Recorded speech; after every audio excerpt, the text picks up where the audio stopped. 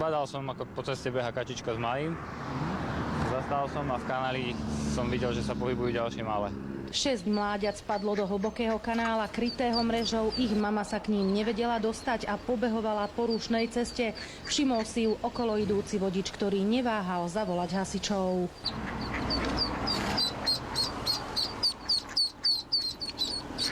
Za mamičkou. Moje, aké si rýchle. Zlaté to je. Upozorňovali odstavenými blikajúcimi autami okolo idúcich vodičov na to, že sa na ceste niečo deje, aby spomalili. Ďalšie mláďa uviazlo na druhej strane cesty. Hasiči liezli do kanála popri autách, ktoré cestou prechádzali. V premávke si tak museli dávať pozor aj sami na seba.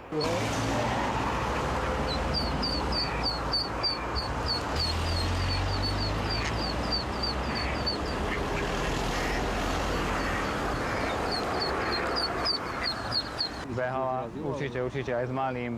Zo 3-krát by ich tu už bolo zrazilo. Kačacia rodina prešla z Hrona cez 2 dvojprúdovky plné aut. Hasiči ich naložili do vaku a odviezli späť k vode.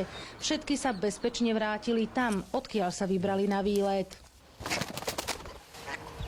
Oni pôjdu za ňou.